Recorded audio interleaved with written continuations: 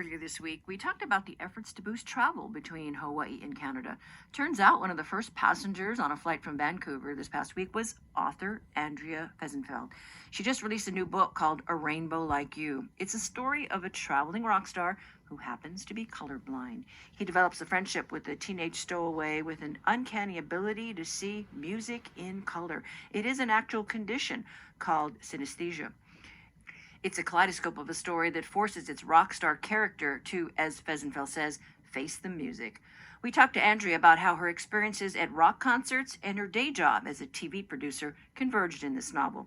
Fehsenfeld herself was a teenager when she first traveled to Hawaii, and that experience brought her full circle as she launches her book here in the U.S. this month. And she gave the flight over here from Canada a thumbs up. It was fantastic, actually. Yes, I was the very first flight that left Vancouver for Hawaii, and it was only about 20% full.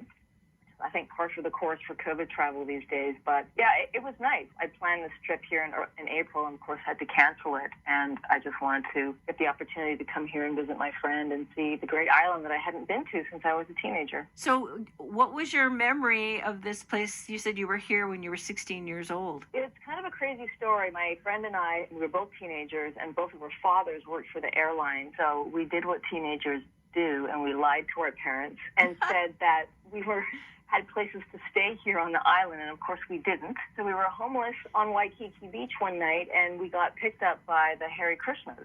And then they invited us to stay with them on their compound, and we did for a week, and that was a very interesting experience. And ironically, that whole event was one of the inspirations for my very first novel called Completion, which was about a fugitive who ends up on this mysterious cult compound. Well, but this new book that you have, A Rainbow Like You, I mean, you have a stowaway, and so I'm drawing the parallels here.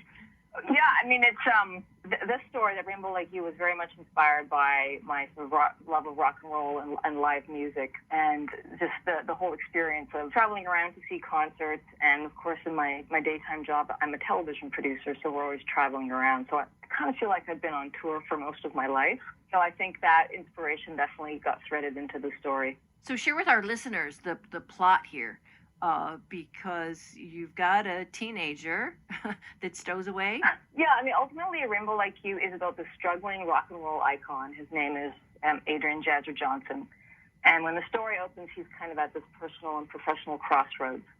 And he finds this teen runaway hiding in his tour bus. And what happens is that he actually is colorblind, and she has synesthesia, which is the ability to see music in color. So she offers to help him kind of unpack his creative block, but then what happens is that it sets them on this very unexpected journey while the band is on tour. And so how did you manage to come up with this idea? I mean, did you know anybody with this, I guess, unusual skill to actually see, color like this? No, you know what? Because I work in television, whenever you're kind of pitching ideas or coming up with ideas, there's something that you call the Hollywood hook. And the Hollywood hook is not necessarily the plot itself, but it's what's interesting about the plot, that when you talk to people about it, they go, oh, I haven't heard about that before. So I was always sort of fascinated with synesthesia because it's one of these conditions that the medical community don't even know how it develops in humans. And then I thought, pairing it with someone who was colorblind, like I knew there was an idea there. So I just started doing some exploration, and voila, I have my book. So this book just launched, and you've got a whole package, since you produce TV shows. You've got music, and you've got a character that just, I guess, hops off the page. Yeah, it's interesting. Again, with my background in TV, I'm always thinking of how you sort of market a story, and you need to, because there's so many books that come out every year. So what's sort of different about yours? How do you get people's attention? So one of the things about the story is I always knew there would be an original song with it, because the book involved a musician. So creating the original song, which is also called A Rainbow Like You, was a very interesting experience for me. And as a music lover, the fact that I could contribute to the musical universe has just been the cherry on top. So you didn't know anybody with this condition. How are you able to imagine what this music was looking like? Well, I did interview several people who had the condition, and what was interesting is that no two people, rather, kind of experienced it in the same way.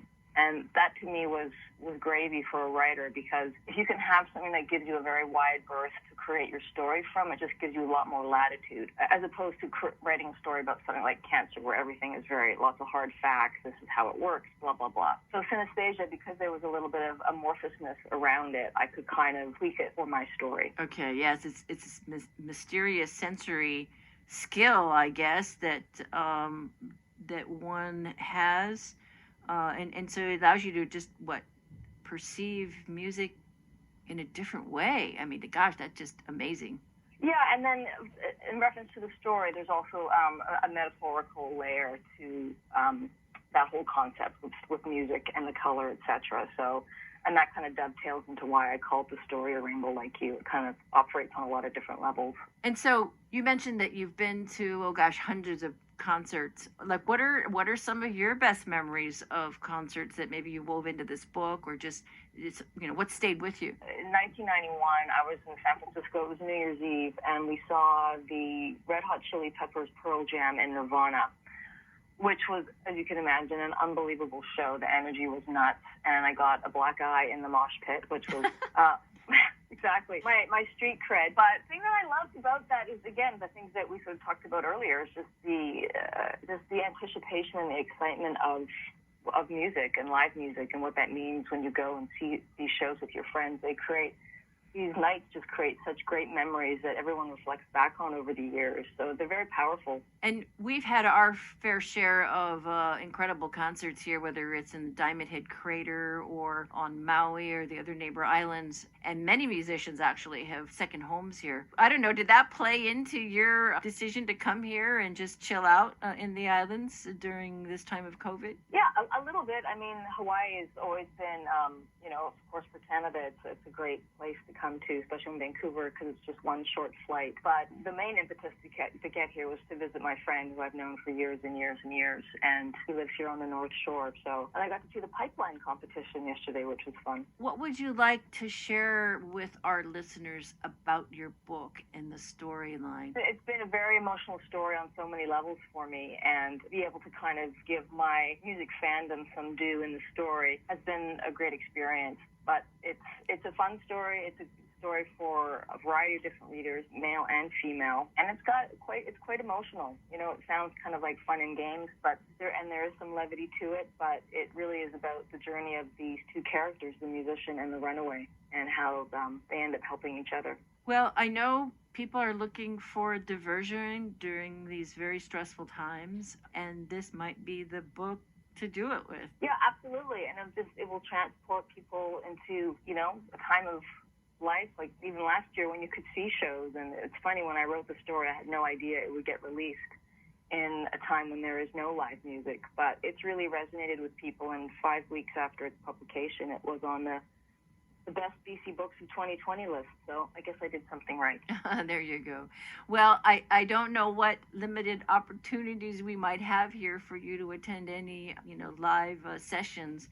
But maybe when you're there on the North Shore, you'll get lucky and hear some folks in a backyard jam. I'm hoping. It's always a better day when there's music involved. Yeah. And any thoughts that you might be able to, sell the rights to this story? Well, I already have some interest in it for a film. I'm talking with a couple companies right now. My first novel has been turned into a limited TV series. It's not shooting yet, but the package is done and it's being shopped. But I write very much with an eye for my projects to be developed into film and TV, because it just kind of makes sense. It really makes me think again about, before I start writing, all the marketing aspects, the log line, the tagline, the titles, the imagery that might be associated with the story, because that is almost as important these days as the story itself. But as far as pure writing goes, I do think a lot of themes in terms of how these themes would play out on TV and film, and a lot of readers who've read my stories find that they're quite visual that way. And of course, I have a love affair with dialogue. It's my favorite way to explore characters. I don't know if you know, but Hawaii has some of the most awesome rainbows. Well, it's so funny you mentioned that. I've been taking photos of them for the last 3 days, and it's kind of ironic because I thought, how appropriate that I'll end up in the state of rainbows. Yeah, we're happy to share our rainbows with you. Oh, it's gorgeous. Well, thank you for having me. Yeah, I'm having a wonderful time. Everyone here is so friendly, and I just love seeing the smiles and people cruising on their bikes with surfboards. It's awesome. That was Andrea Fehsenfeld, author of a book entitled A Rainbow Like You. And now we leave you with a music clip from the book. If I did it all over again from the start, I know deep down it would be the same in my heart.